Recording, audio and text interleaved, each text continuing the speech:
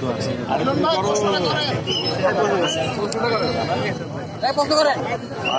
আমরা দেখছি যে দীর্ঘ সময় ধরে আপনারা এই আন্দোলন করছেন, তাহলে কি এই যে আমরা জানি যে সরকারকে এখন যে সরকার দেশ চালাচ্ছে তারা কিন্তু আপনাদেরই আসলে মনোনীত আসলে, তো সেক্ষেত্রে এই যে এখন পর্যন্ত আসলে এই দাবি আসলে মানা হলো না, এটিকে আসলে আপনারা কিভাবে দেখছেন?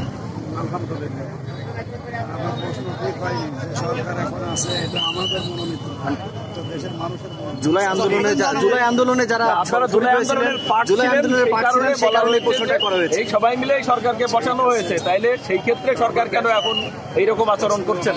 আজকের কর্মসূচি দেখতে পাচ্ছেন আদায়ের জন্য আজকে বাংলাদেশ ইসলামী সারা দেশে 64 জেলা এবং ঢাকা রাজধানী 24 কিলোমিটার এত বড় মানববন্ধন মনে হয় বাংলাদেশের ইতিহাসে আর হয়।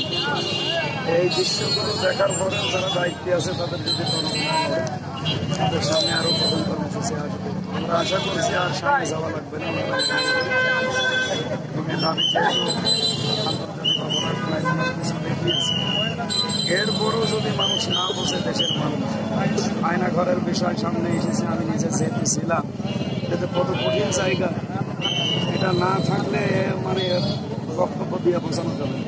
সুতরাং আয়না ঘর সামনে আবার ফিরে আসবে, এটা তো জীবনেও আমরা মেনে নেব। ফিরে আসবে না, এ কারণে আমাদের এই 5 দফা।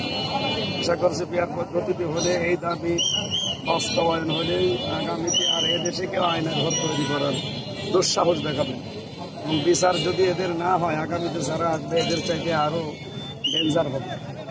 সেই দিকে খেয়াল করে বাংলাদেশ জামাত ইসলামী সহ যে প্রতিষ্ঠা দল আমরা দেখছি তারা কেয়ার পদ্ধতিতে চাচ্ছে, এমনি না, প্রত্যেকের পেছনে যুক্তিযুক্ত কারণ আছে, আমরা সে কারণগুলো তুলে ধরেছি। আশা করছি আচ্ছা, একটা রাজনৈতিক দল, আপনার বৃহত্তম একটা বাংলাদেশের রাজনৈতিক দল যারাই এই আন্দোলনের পার্ট ছিল জুলাই আন্দোলনে, তারাই আপনাদের এই দাবির সাথে একমত হচ্ছে না, তারা বারবার নির্বাচনের জন্য বিদ্যমান ব্যবস্থায় নির্বাচনের দাবি জানাচ্ছে, এটাকে আপনারা কিভাবে দেখছেন? একটা বলতে না, যারা বলছে এগুলো তাদের কাছে জিজ্ঞাসা করা দরকার। এরপরও যদি কারো হাতে তালি দেওয়া দেখে তারাও তালি দেয়, অনেকে তালি দিচ্ছে, আমার মনে হয় তারা কাজটা ঠিক করছে না, তারাও ভুল স্বীকার করবে এবং বুঝবে।